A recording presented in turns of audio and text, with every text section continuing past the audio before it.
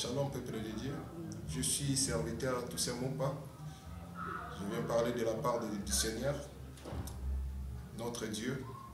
C'est lui qui nous a créés, c'est lui qui nous a mandatés, c'est lui qui nous a envoyés sur cette terre pour faire son ministère.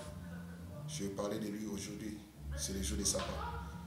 Je n'étais pas vraiment touché de la part de notre pasteur Yake, ce qu'il nous a prêché aujourd'hui. Donc, dans mon côté, j'ai compris quelque chose qu'il voulait nous faire voir que nous les chrétiens, nous avons quelque chose à faire dans le ministère. Donc nous les chrétiens ne sommes pas n'importe qui sur cette terre. Si l'ennemi est en train d'évoluer son œuvre, donc nous aussi les chrétiens on doit faire pareil. C'est-à-dire, et ils sont vraiment en train de travailler. Nous aussi les chrétiens, on doit vraiment travailler. Mais travailler pas à l'individualité, mais travailler en communion. Parce que vous savez, ce que Dieu il nous a mandaté, ce n'est pas seulement il faut attendre que les pasteurs viennent prier pour toi. C'est ce que j'ai compris. Mais il a parlé de quelque chose comme nous-mêmes, nous sommes des responsables. Disons des responsables pour prier pour nous-mêmes, pour prier pour notre avenir. On en a tellement besoin. Donc je pense que ce qu'il a dit, c'est tellement important que les chrétiens doivent comprendre eux-mêmes. D'abord, Dieu nous a donné le pouvoir. Il a dit dans les Luc 10, 19, je vous ai donné. Mot là, je vous ai donné, c'est-à-dire, ce n'est pas n'importe quoi que Dieu il a dit, Jésus il a dit, je vous ai donné. Il nous a donné l'autorité. C'est la même chose qu'il a parlé dans le livre de Marc. Il nous a donné l'autorité, le pouvoir. Il a dit, voici les miracles accompagneront ceux qui ont cru en mon nom. Ils chasseront des démons. Vous savez, si tu crois, tu vas chasser aussi les démons. Nous sommes dans le ministère de la délivrance, c'est-à-dire Jésus, c'est tout ce qu'il a fait dans son ministère, c'est de chasser les démons. Donc si tu crois à ce Dieu-là, tu vas aussi faire pareil comme ton Père spirituel il le fait. Toi qui me suis aujourd'hui, je te parle, tu n'es pas n'importe qui. Il ne faut pas baisser les bras étant qu'un chrétien. Nous tous, on va passer dans la vallée de l'ombre et de la mort. Tous ces modèles que nous, on apprécie aujourd'hui comme des David, des Shadrach, tout ce que vous connaissez dans la Bible, ils ont passé dans la vallée de l'ombre et de la mort. Il n'y a pas un prix, il n'y a pas un prix à payer. Comment je peux dire ça? Donc, il n'y a pas, tu ne peux pas gagner un prix sans payer un prix. Donc, c'est-à-dire que tu dois comprendre que vraiment, il faut payer un prix. Et puis, Jésus ne t'a pas laissé. Il a dit, vous êtes des temples du Saint-Esprit. C'est-à-dire, Jésus, il habite en toi. Partout où tu marches, Jésus est avec toi. Aie confiance en Jésus. Vraiment, aie courage. Il nous a parlé, même si vous regardez dans les Écritures, il a parlé encore à Jérémie. Il a parlé dans le 29, chapitre 29, verset 11. Il a dit, le plan que j'ai formé pour vous, ce n'est pas une blague. Ça, c'est la vérité de l'évangile. Il y a un plan de bonheur, de paix pour nous tous. Nous sommes concernés tant que nous sommes nés de nouveau. Notre vie sur cette terre, c'est de faire ce que Dieu nous a envoyé de le faire. Nous sommes des mandataires, nous sommes des ambassadeurs, nous sommes des sacerdoces royaux. Donc vous devez tous comprendre que Dieu nous a donné tous des potentiels, disons, d'aller en avant. Nous avons des potentiels. Nous pouvons chasser les démons. Mais seulement tu n'attends pas que ton pasteur te dise il faut aller gêner. Ou bien il faut faire ça.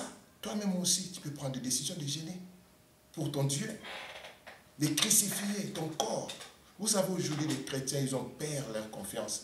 Les chrétiens, ils ont eu vraiment des choses, ils ont peur même des démons. Mais moi, je pense que ce n'est pas normal. Nous tous, nous devons comprendre que nous avons l'autorité sur les démons. Nous pouvons chasser les démons. Ils n'ont pas de pouvoir sur nous. Un enfant de Dieu, le diable ne le touche pas. Je veux t'exhorter aujourd'hui, un enfant de Dieu, le diable ne le touche pas. Toutes les circonstances qu'on passe, c'est pour devenir meilleur dans l'avenir. C'est pour être quelqu'un que tu vas... Comment tu peux témoigner si tu n'as pas vu la manifestation de Jésus dans ta vie? Si tu n'as pas passé dans les vallées de l'ombre et de la mort, comment tu peux témoigner de Jésus? Les chrétiens aujourd'hui veulent la bénédiction. Même des prophéties, on vous donne. Je vous dis la vérité. Quand on te donne une prophétie, c'est une exhortation, c'est une consolation. Ça édifie aussi le peuple de Dieu. Mais moi, je vais te dire quelque chose. Il y a des choses que tu dois crucifier dans ta vie.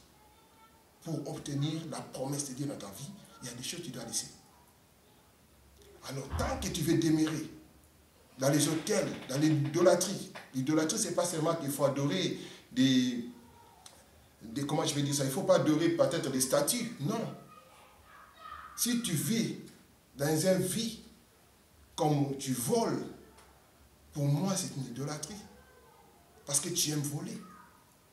Donc nous devons tous arrêter de vraiment d'être concentrés, de comprendre que qu'est-ce que Dieu il veut pour nous. Dieu, ce qu'il nous appelle de faire, c'est un plan de paix, c'est un plan de bonheur. Celui qui veut réussir dans sa vie, il doit revoir les Écritures. C'est tout ce que moi je peux dire. Si tu revois les Écritures, tu vas être un enfant béni de Dieu. Parce que quand tu marches selon la loi, quand tu marches selon les Écritures, c'est différent. Nous devons être l'influence du royaume. Nous devons influencer les gens qui sont dans la rue. Les gens qui croient que Jésus, il ne manifeste plus. Et moi, je te dis carrément, moi, j'ai les témoignages de Jésus. Moi, j'ai prié même pour des gens qui manquaient des enfants. Dieu les a donné des enfants. Moi, j'ai prié pour les gens qui étaient vraiment, je te dis, mourants. Mais Dieu les a ramenés à la vie. Tout ça grâce à Jésus. Jésus, son nom, ce n'est pas n'importe quoi. Le nom de Jésus est accompagné avec ses œuvres. Quand tu parles de Jésus, tu dois savoir que tu parles de Jésus. Il faut qu'on voit aussi les œuvres de Jésus en toi. Nous sommes des sacerdoces royaux. Il nous a donné tout pour faire. Et lui-même, il a dit, voici les miracles accompagnés encore ceux qui ont cru à mon nom. C'est la Marc 16, chapitre 17. Ça, c'est les clés. Il a parlé à Jérémie, chapitre 1er. Tu vas voir qu'il a dit, car je connais, avant que tu viennes dans les seins de ta maman, je t'avais connu. Donc nous tous, on est concernés dans cette parole. Dieu nous a tous connus. Donc tu ne donnes pas vraiment accès aux autres comme que toi tu n'es incapable. Nous tous, on est capables de le faire. Ce que Jésus l'a fait. Il l'a fait à toi. Il l'a fait aussi à moi. Mais cette parole en pratique, tu vas voir ce que Dieu va faire dans ta vie. Mais il y a des choses aussi que tu dois comprendre. Ce n'est pas seulement la parole que tu dois mettre dans ta vie. Mais il y a des choses que tu dois laisser étant qu'un chrétien. Il faut abandonner. Il faut renoncer. C'est comme ça que tu vas réussir. Moi, j'ai vu ça dans ma vie. C'est pour cela aujourd'hui, je te parle. Étant qu'un enfant de Dieu, étant qu'un serviteur, il faut abandonner. Si tu abandonnes, tu vas voir ce que Dieu va faire dans ta vie. Je bénis le nom de l'Éternel pour tout ce qu'il a fait, pour tout ce qu'il nous a parlé, comme pasteur hier, et ce qu'il nous a inspiré aujourd'hui. C'était vraiment quelque chose de puissant, de fort. Nous tous, nous devons mettre tout ça en pratique pour obtenir ce que Dieu il a mis dans notre vie. Amen. Amen.